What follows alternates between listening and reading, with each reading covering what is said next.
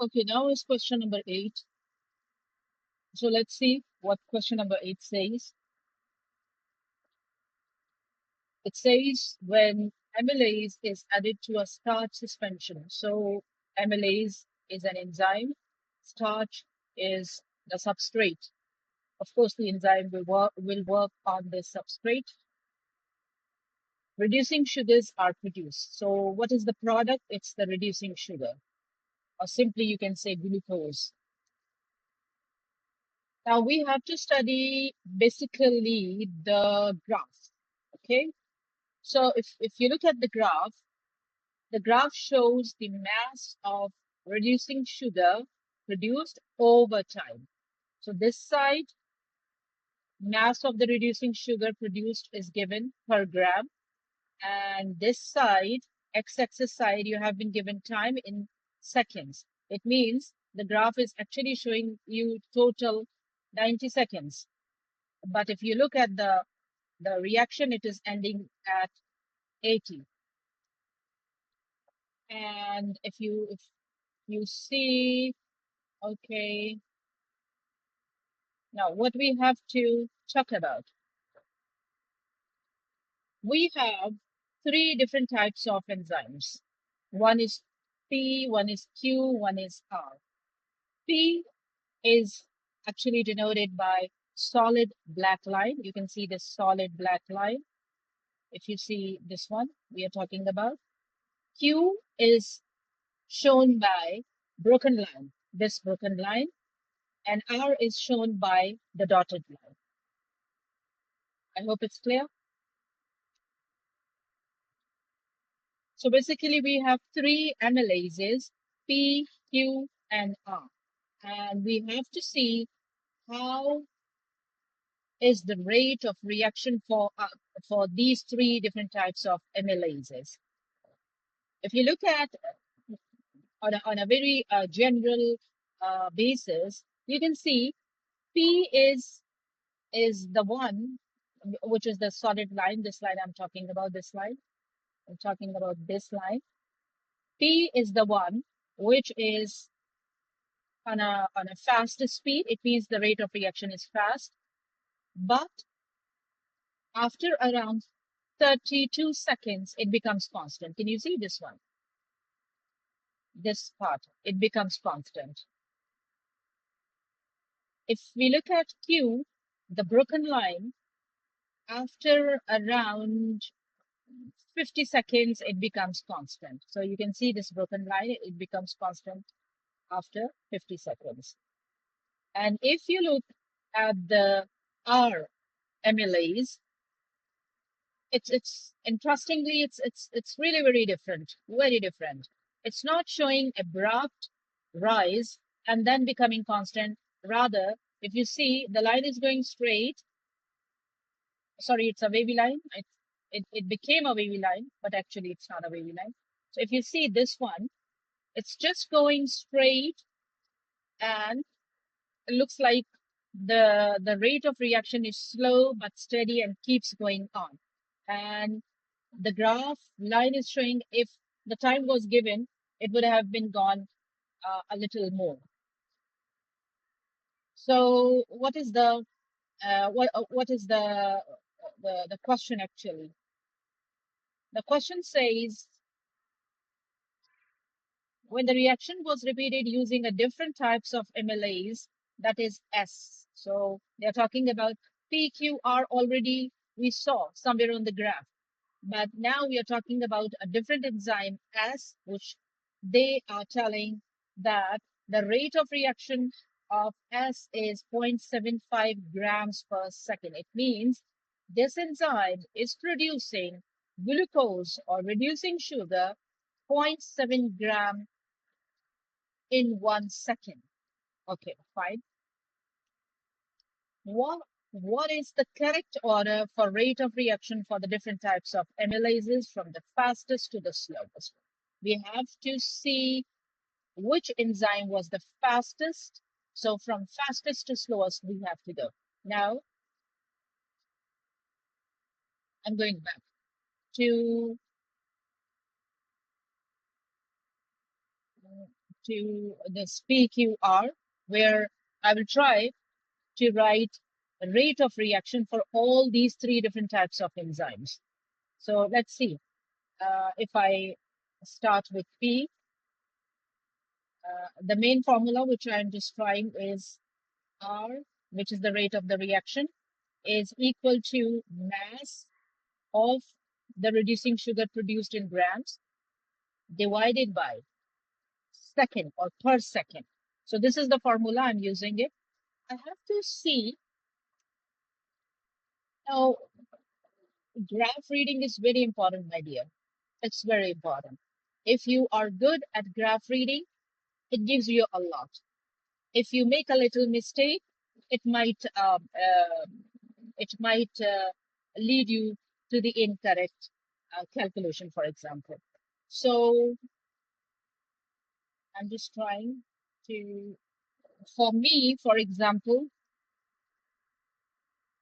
let me take, you can take any time, but let me see if for 20 seconds I can see better value for 20 seconds. So for time, I will be using 20 seconds.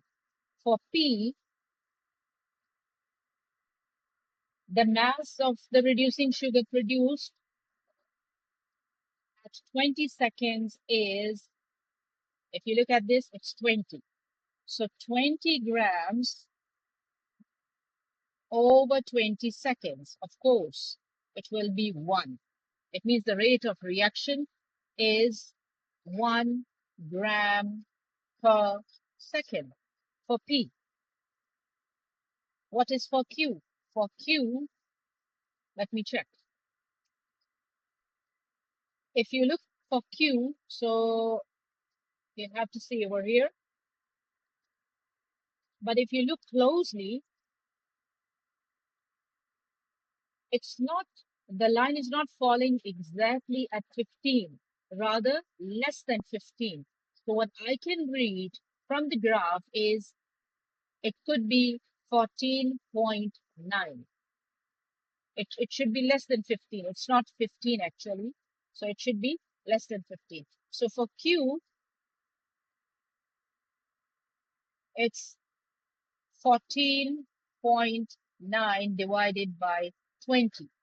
And if it's 14.9 divided by 20, it comes around 0.74. So grams per second. For Q, it's 0.74. For P, it's 1 grams per second.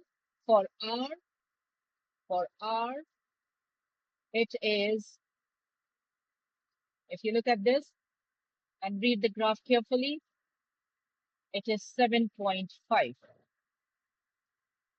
So what we have to do, we have to, for R, let me write this side, R. For R, it is, since I'm doing manually all the calculation in order to have a better interaction with you people so that you can understand like how the things are making sense.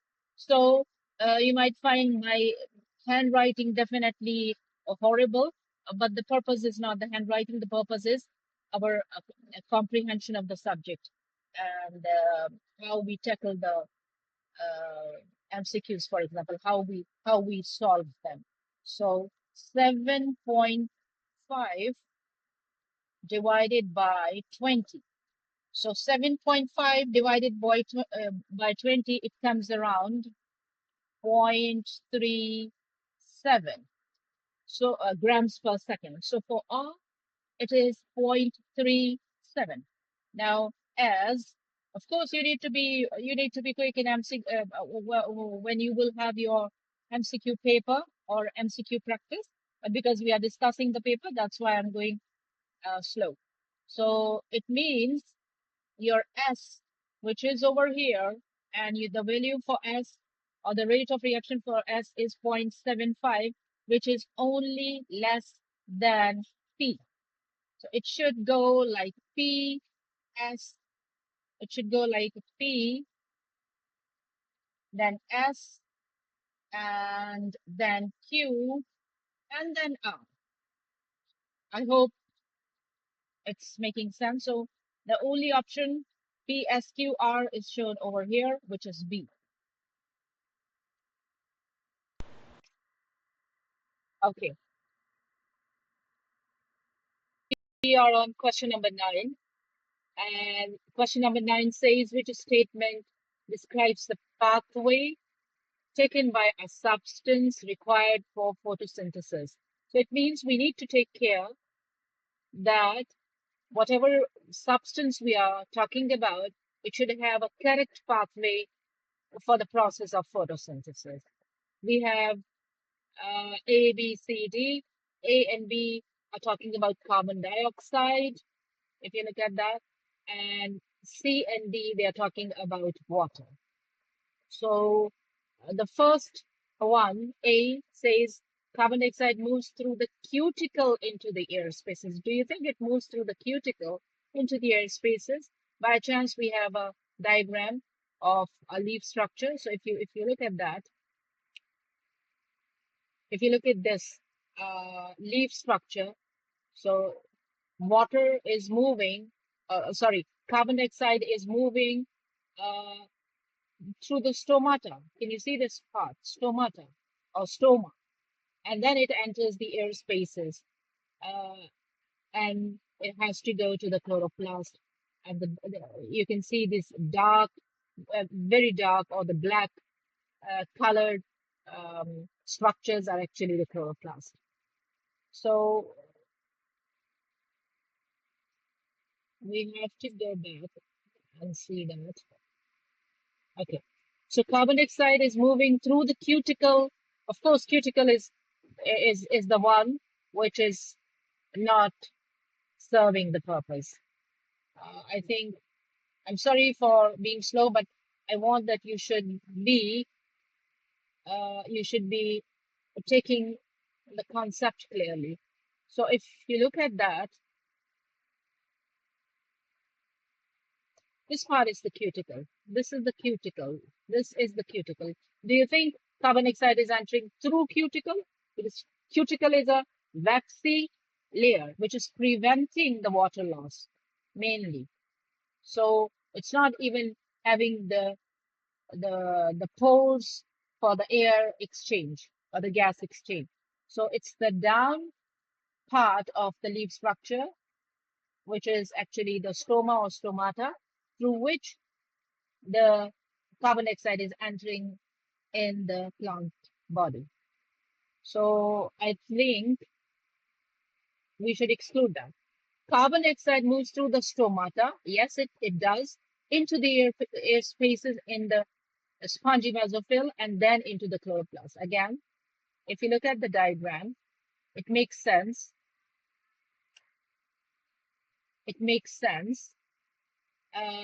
Carbon dioxide is entering through stomata or stoma, entering into the air spaces, and then it's going to the spongy mesophyll, this area, all this area is spongy mesophyll, and then palisade mesophyll, where they are richly supplied with chloroplast. If you compare the spongy mesophyll, this area and this area, you can see the dark colored, the black dark colored structures are more found in this area, which is a palisade mesophyll, which are actually responsible for photosynthesis. Okay. So B is making sense. B is definitely making sense. So we still have to exclude C and D. Water moves through the phloem into the epidermis. Do you think it moves through the phloem? It moves through the xylem. Okay, it moves through the xylem into the epidermis, into the chloroplast. Excuse me. No, water is not it's moving through the xylem, that's true, but it's not moving directly into the epidermis and then into the chloroplast. It has to move through all the layers rather, like spongy mesophyll, palisade mesophyll, and then it has to reach the chloroplast structure. So for us, we have the B option as the correct one. B option as the correct one. Okay, let's go. Number D. Sorry, number 10. Number 10. This I was using for question number 9. So I put some lines. Okay. The diagram shows a part of a leaf. Very quick revision. Cuticle, the uppermost, which is a maxilla, epidermis, which we say upper epidermis, palisade mesophyll, and after palisade mesophyll with the air spaces, spongy mesophyll. Then you have this lower epidermis, and this is your stoma or stomata, if there are many. And this is the whole leaf structure, which is a 2D diagram. What they are asking you, what is layer X? As I already told you, it should be spongy mesophyll. This was super easy, by the way.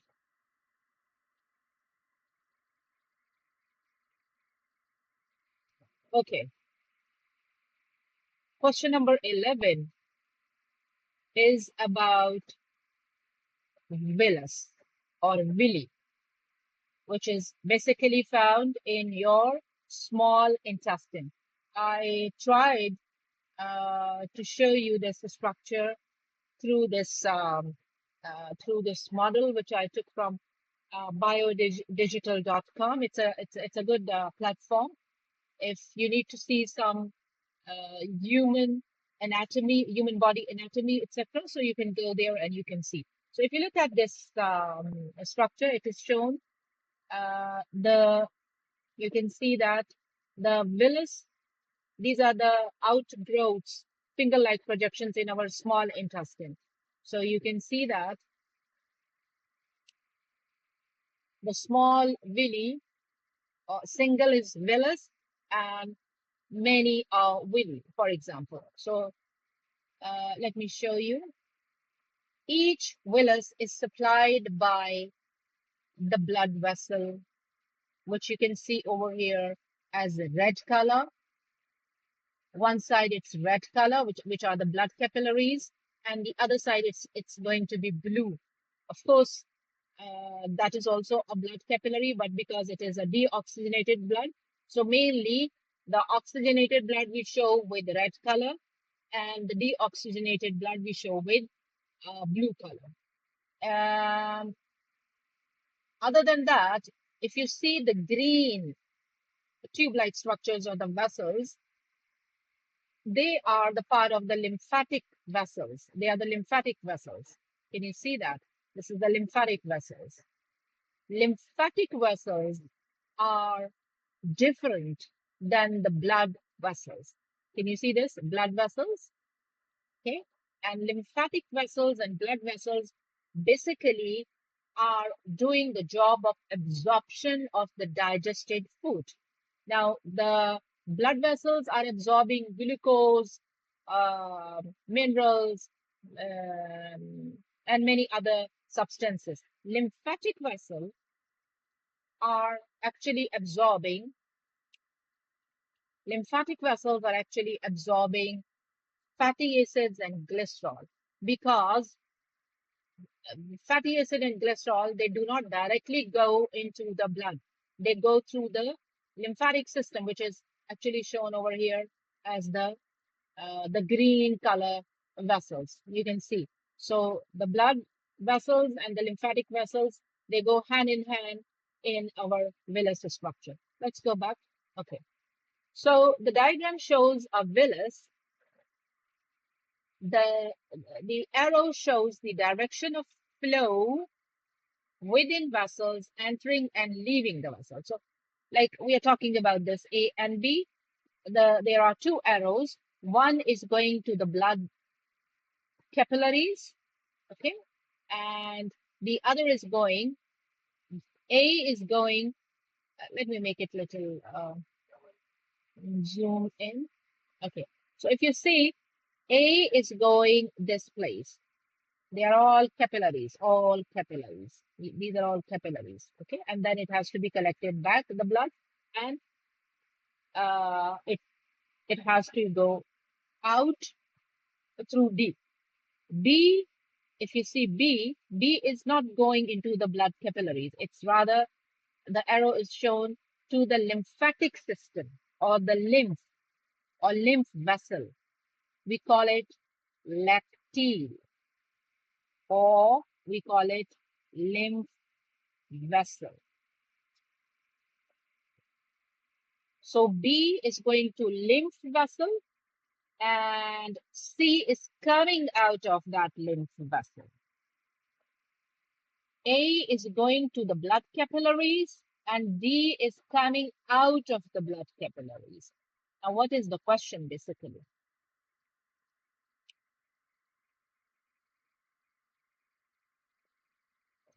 The question says, at which arrow is the concentration of fatty acids the highest?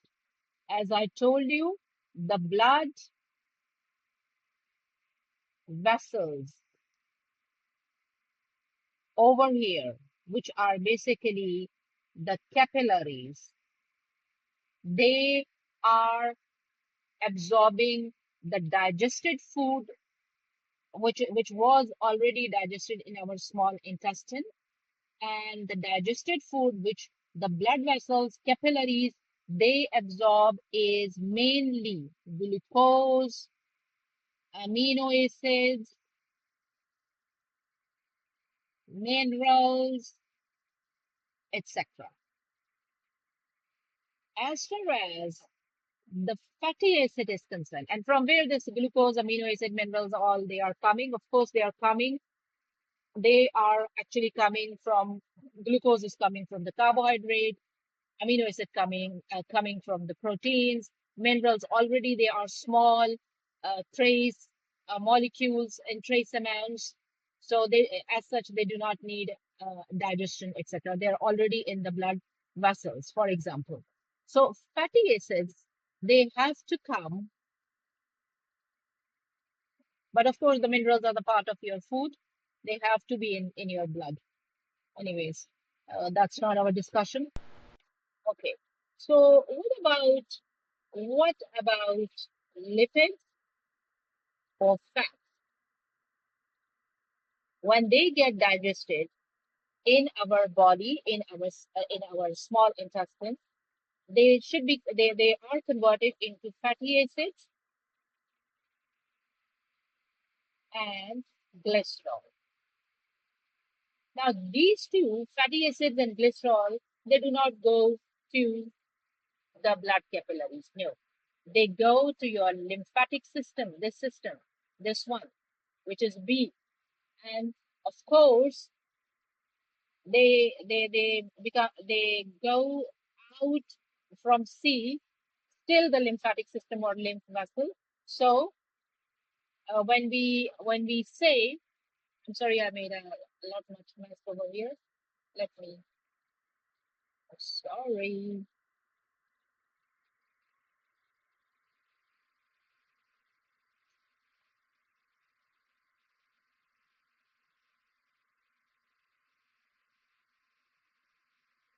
Okay.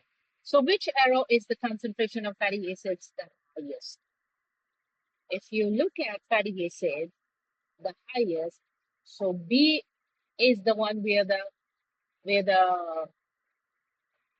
fats, for example, are being converted into fatty acids and glycerol.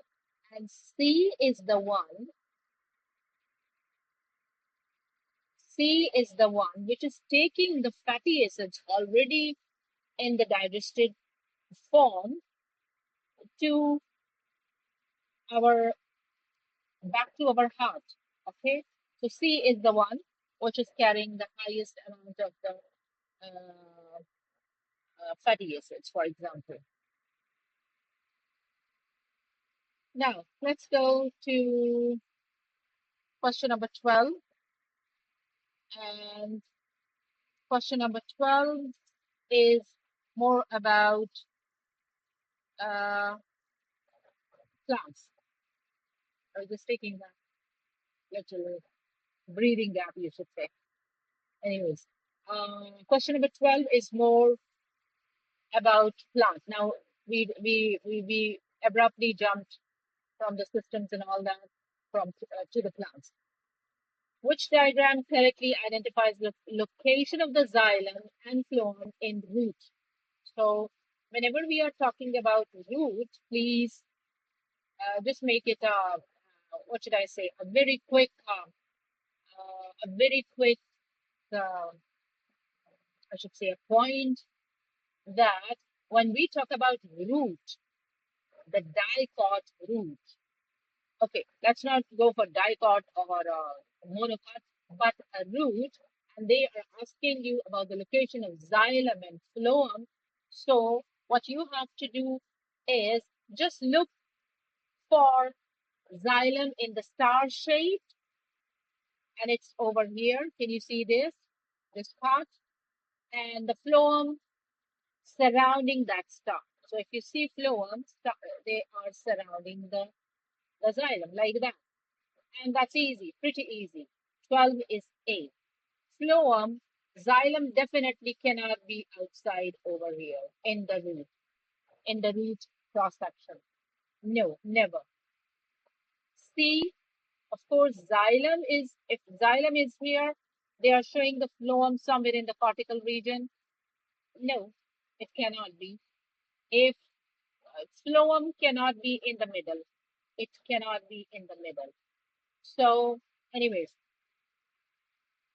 the main thing is just keep in mind when you are asked about the root structure, so your xylem should be in the middle in a star shaped structure, and then the phloem they are surrounding. So that's it for it. It was not very difficult, not at all difficult. Okay, 13. Question number 13. Which statement explains why transpiration occurs? Why? Now, just recall transpiration. What is transpiration? Transpiration is, I'm just making a very simple diagram. The water is taken up by the roots, goes up through the stem, goes to the leaves, and through the leaves, it goes out in the form of water vapors. So we're talking about water vapors. That's and of course the plant keeps taking water from the ground and keeps transporting to the stem, leaves, and different parts of the plant body. And it has extra water has to go out in the form of water vapors or gas through the stomata, which are the tiny openings on the underside of the plant's leaves, for example. So, which statement we should go for? Carbon dioxide enters the leaf only when stomata are open, so water diffuses out. Makes sense. Roots constantly absorb water by active transport. It's wrong over here. Why? Because water is not absorbed by active transport. It is absorbed by osmosis. Third, transpiration occurs so the xylem can transport amino acids to the growing leaves. We are not talking about amino acids transportation by xylem. Xylem has to transport water only. So wrong. Water produced during photosynthesis excreted from leaves during transpiration. It's not the case. Uh, it has to go as an extra water through the openings, and that's what we are not discussing over here. So A is the correct answer. Okay, question number 14 is a bit different, but still related to the plants. Which diagram of translocation? So we are talking about translocation. Translocation means when the food prepared by the leaves has to go to different parts of the plant body, wherever it is stored or wherever it has to be used, for example. So uh, every time the translocation has to be from some source. The source can be the leaves, or the source can be the root or the stem. But source should be the it should be the plant part where this food is being prepared or stored. There are two things: prepared or stored. Okay, so I think this key will help us a lot. The key is showing you glucose and sucrose. Please, translocation is not about glucose transport. It's the transport of the sucrose. That's making it easier. It means we have to see the diagram which is showing sucrose. So A is not showing you sucrose, cross. B is not showing you sucrose, cross. Which one is showing the sucrose is C and D. But now we have to see which one is correct, of course. As I told you, the food has to go from source to sink. If you look at C, it's showing source and the food is going to sink. That's making sense. Look, C is correct. But still, we have to see D part as well. Why we have to exclude D part is, if you look at D, the food is going from sink to source. It cannot be wrong. So our correct option is C. Question number 15. I think I expect that that is question number 15 is really very simple for you. What is a double circulation of the blood in a human body or through our heart? Is it blood circulating through arteries and veins? No, we're not talking about that. We are talking about double circulation. It means if this is your heart, your blood is going to your lungs for purification or oxygenation, and it's coming back from the lungs to your heart, to the left side, by the way. I'm sorry, this diagram is not very perfect. I'll try again because I'm using this pen, which is not very perfect. Anyways, inshallah, I'll be tuning it. Okay, so for example, if this is the heart, and you know, this is the right side, this is the left side. Okay, from the right side, the blood goes to your lungs. Lungs. I'm just writing it short form, but lungs. Okay, for purification of the blood. Then blood comes back from the lungs back to the left side of your heart after purification. From the left side of your heart, the blood goes out again to all of your body to be supplied to all your body parts. And after supplying the oxygenated blood to all body parts, it comes back as deoxygenated blood to your right side of your heart.